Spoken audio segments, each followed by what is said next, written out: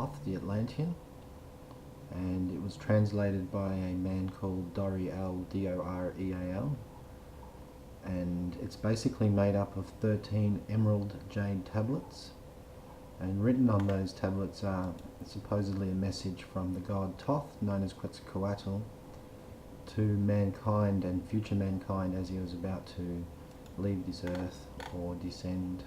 And as we read more, you'll get to understand that. So I'm going to go straight into it and start with the first chapter, and that is the history of Thoth the Atlantean. He claims that his father was a master in Atlantis, and he was the son taught all the secrets and mysteries of the world. So here we go. I, Thoth the Atlantean, master of mysteries, keeper of records, mighty king, magician, living from generation to generation, being about to pass into the halls of Amenti, set down for the guidance of those that are to come after these records of the mighty wisdom of great Atlantis. In the great city of Kior, on the island of Undal, in a time far past, I began this incarnation. Not as the little men of the present age did the mighty ones of Atlantis live and die, but rather from eon to eon did they renew their life in the halls of Amenti, where the river of life flows eternally onward. 100 times 10 have I descended the dark way that led into light, and as many times have I ascended from the darkness into the light, my strength and power renewed. Now for a time I descend, and the men of Kem, which is Egypt, that's Khem, shall know me no more. But in a time yet unborn will I rise again, mighty and potent, requiring an accounting of those left behind me. Excuse me. Then beware, O men of Kem, if you have falsely betrayed my teaching, for I shall cast ye down from your high estate into the darkness of the caves from whence ye came. Betray not my secrets to the men of the north or the men of the south, lest my curse fall upon thee. Remember and heed my words, for surely will I return, and require of thee that which ye guard. I, even from beyond time and from beyond death will I return, rewarding or punishing as ye have requited your trust.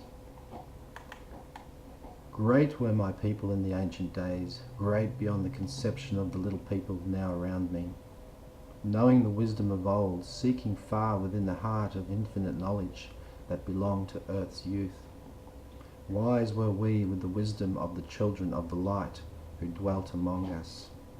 And the children of the light apparently descended from some formless form into, like angels or spirits, into some forms that dwelt among us. Strong were we with the power drawn from the eternal fire.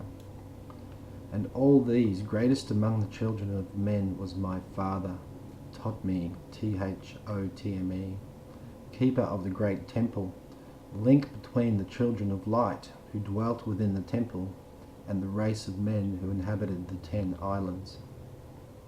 Mouthpiece after the 3 of the dweller of Unal, Uanl, speaking to the kings with the voice that must be obeyed.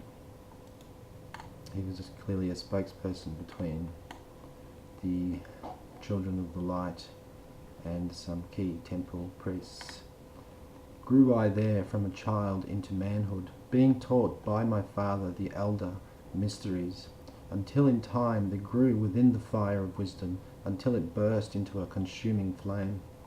Naught desired I but the attainment of wisdom, until on a great day the command came from the dweller of the temple that I be brought before him.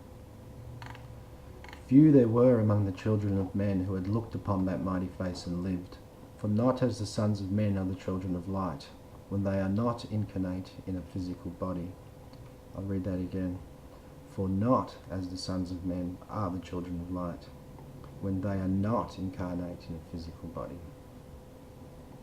Chosen was I from the sons of men, taught by the dweller so that his purpose might be fulfilled, purposes yet unborn in the womb of time. Long ages I dwelt in the temple, learning ever and yet ever more wisdom, until I too approached the light emitted from the great fire. Taught me he the path to Amenti, the underworld where the great king sits upon his throne of might. He also talks about erecting a great house, which appears to be the pyramid, over the halls of Amenti, the gateways to this underworld where you can renew your life energy. Deep I bowed in homage before the lords of life and the lords of death, receiving as my gift the key of life.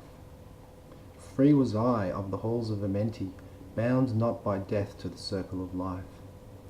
Far to the stars I journeyed until space and time become as naught. Then, having drunk deep of the cup of wisdom, I looked into the hearts of men, and there found I great mysteries and was glad. For in the search for truth could my soul be stilled and the flame within be quenched.